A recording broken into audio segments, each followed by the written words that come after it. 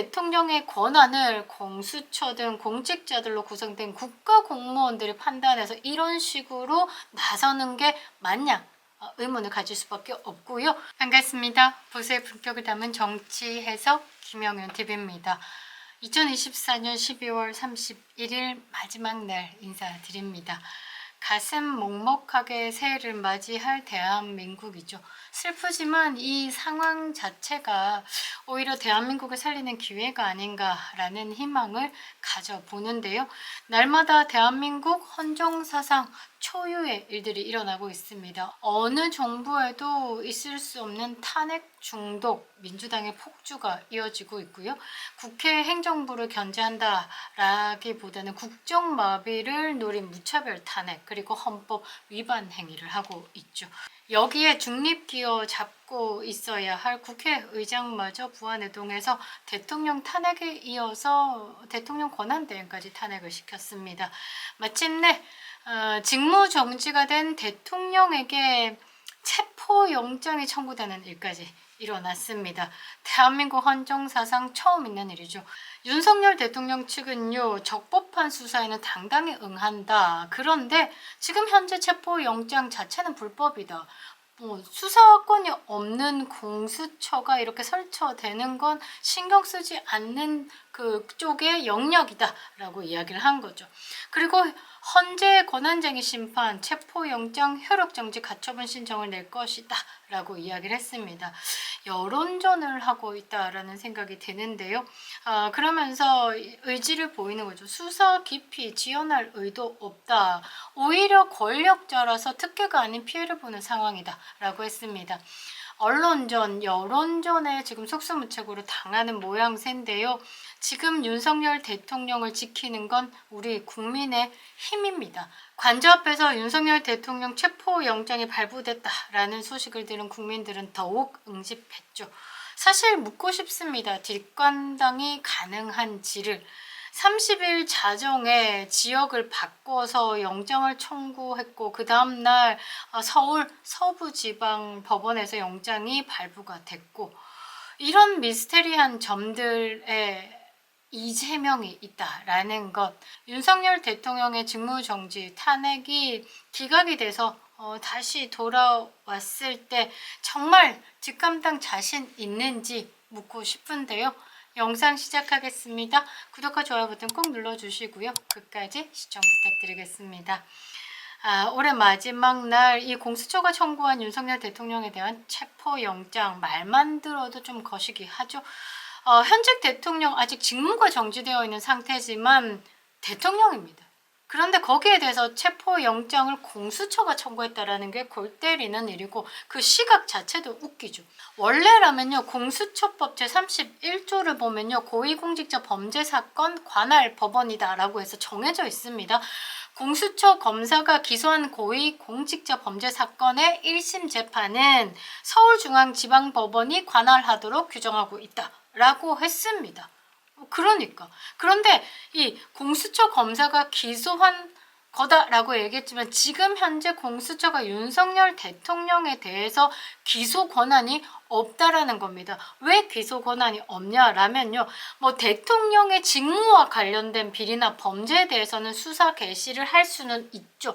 그런데 헌법 제84조에 대한민국 현직 대통령은 내란죄, 외환죄를 제외한 형사소추는 불가능합니다. 그러니까 공수처는 이 내란과 외환죄를 두고 지금 본인들이 수사를 할 수 있다라고 이야기를 하지만 애초 이 수사를 할 수 없는 이 집단에서 지금 정치적 중립성, 공정성을 훼손하고 있고 지금 뭔가 국민들에게 공수처에 대한 존재감을 어필하기 위해서 무리수를 두고 있다라고밖에 볼 수 없는 겁니다.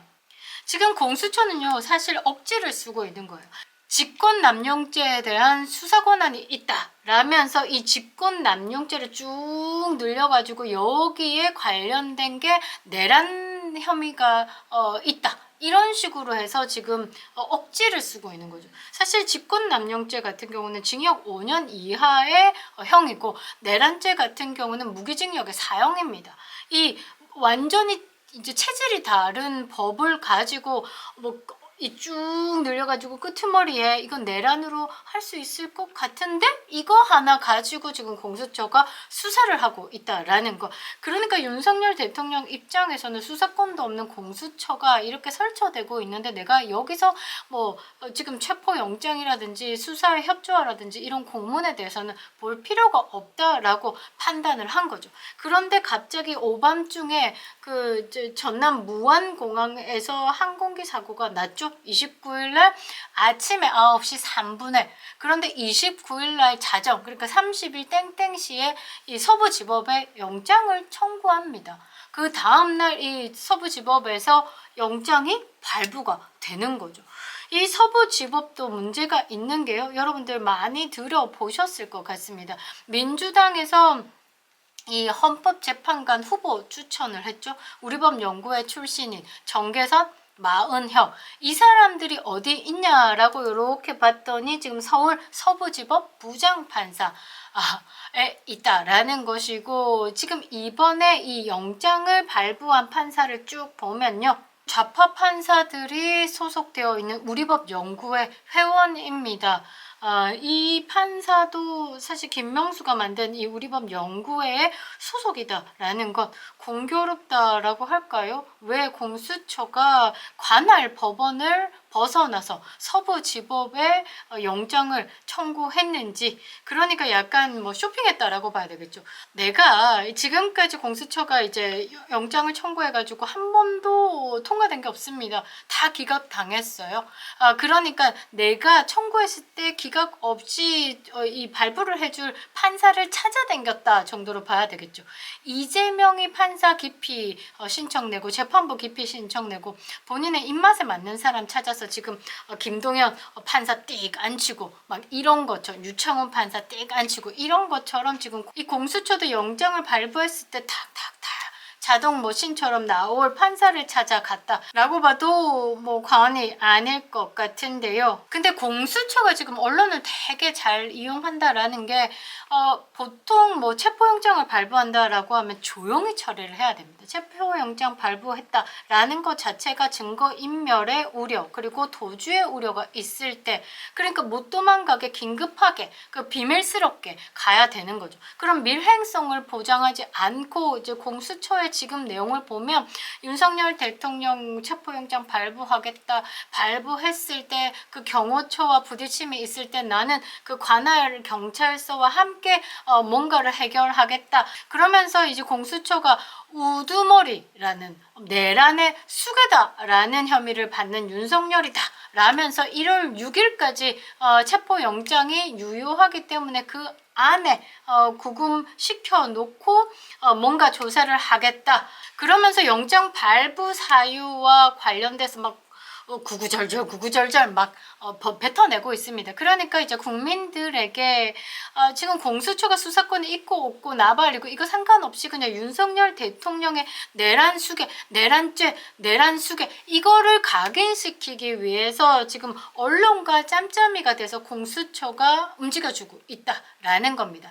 이미 그 민주당 발로 김어준이 국회에 나와서 눈 좀 풀려가지고 한동훈의 암살조를 이야기를 하면서 국민을 좀 선동해 보려고 했는데 그게 마음처럼 되지 않았어요. 그래서 이렇게 지금 좀 이제 나팔수를 이용해서 가짜 뉴스를 터뜨리는 것보다 이렇게 한 기간을 가지고 윤석열 대통령의 내란죄를 좀 국민들에게 각인시키고 조금 더 일을 키워보는 게 낫겠다라고 판단한 것이 아닌가 저는 생각을 하는데요. 다 강을 건넜다라고 보는데요. 윤석열 대통령 측에서는 당당하게 응할 거다. 근데 현재 체포영장 자체는 불법이다. 지금 권력자인데 오히려 역으로 지금 굉장한 피해를 보고 있는 상황이다 라면서 저는 이 메시지가 국민들이요 지켜달라라는 메시지로 해석이 됐고요. 이 부분에 대해서 이제 우리 자유우파 시민들께서 대통령께서는 관저 앞으로 지금 모이시고 있습니다. 정말 이런 분들이 있기 때문에 나라가 버티고 있다. 감사의 마음을 아니 가질 수 없고요. 지금 이렇게 관저 앞에서 윤석열을 지켜내겠다라는 목소리를 높여주시고 있는 이 자유우파 국민들, 진정한 대한민국의 국민들 때문에라도 윤석열 대통령께서는 끝까지 싸우실 힘이 생길 것 같습니다. 일단은 이 수사기관의 문제가 아니고 절차든 기관이든 모든 법에 따라서 이제 법에 정해진 절차에 따라서 진행되는 것이 맞는데 지금 대한민국은 법이 많이 무너졌다. 대한민국을 버티는 이 삼권분립 법치라는 것 자체가 많이 무너졌다라고 봅니다. 공수처 경찰이 꾸린 이 공조수사본부가 윤석열 대통령에 대한 체포를 영장을 청구했다라는 건 그냥 미친 짓이다라고 밖에 볼 수 없죠. 일개 국가기관이 전 국민이 뽑은 대통령을 체포한다라는 건 헌정사상 처음이다라기보다는 그냥 이제 개념 자체가 없다라고 봐야 되는 거죠. 이게 이재명 효과인 것 같습니다. 나라가 미쳐 돌아간다라고 봐야 되겠죠. 이 공수처가 뭐 세 차례 출석 요구를 모두 거부했기 때문에 체포영장 발부 요건이 충족됐다. 그래서 강제 수사에 나섰다라고 얘기하지만 그거 인정할 곳 아무도 없을 것 같습니다. 민주당만 박수를 치고 있고 그 뒤에 김정은이가 잘한다 잘한다 하고 있을 뿐이다 라는 거죠. 현직 대통령, 직무가 정지됐지만 그래도 현직 대통령을 대상으로 영장을 청구하는 이런 방식 자체는 국가 원수를 모독하는 겁니다. 게다가 수사권이 없는 공수처가 대통령을 상대로 영장을 청구한 것, 법적으로 문제가 있다고 법조계에서도 지적을 하고 있는 상황에서 그냥 눈 돌아서 권력에 눈 멀어서 이렇게 계집거리를 하고 있는 것에 국민들은 분노한다라는 거죠. 눈 깎은 윤석열 대통령 측 법률 대리인도 공수처는 내란죄에 대한 수사 권한이 없고 대통령이 내란죄가 적용이 되나? 라고 되묻고 있죠. 대통령제 나라에서 현직 대통령에게 이런 식으로 대한다라는 건 정말 일반 공무원을 한 명을 면직시키거나 퇴직시키려고 해도 여러 가지 법적 절차가 있습니다. 그냥 일개 공무원 한 명에게도 이렇게 어려운 법적 절차가 있는데 불구하고 대통령에게 이따위로 한다? 이해가 안 되는 거죠. 그리고 대통령의 권한인 이 비상계엄, 이 발령한 것도 고도의 통치행위, 그리고 본인 입으로 밝혔죠. 지금 대통령의 권한으로 비상계엄을 한 것은 이라고 쭉 밝혔고 지금 미국의 보고서, 의회 보고서도 윤석열 대통령의 비상계엄은 이 민주당의 폭주로 인해서 정상적인 정치 행위를 할 수 없기 때문에 극단의 조치로 대통령의 권한을 쓴 것으로 보인다라고 보고서에 적혀 있습니다. 세계가 그렇게 보고 있죠. 그런데 그게 아니다라고 외치는 건 이 전라도민을 중심으로 한 그 전라도 민심만 듣고 있는 민주당 정치인들 뿐이다라는 거죠. 거기 민주당 정치인들의 이 편승해서 권력에 올라타겠다라는 국가기관의 잡것들만 그렇게 하고 있다라고 보고 있습니다. 이런 대통령의 권한을 공수처 등 공직자들로 구성된 국가공무원들이 판단해서 이런 식으로 나서는 게 맞냐? 의문을 가질 수밖에 없고요. 아직 헌재에서 결정이 내린 것도 아닌 상태에서 말이죠. 제가 생각할 때는 뭔가 영린을 꾸미고 있는 것이다 라고 생각합니다. 우리가 지켜내야 할 윤석열 대통령이죠.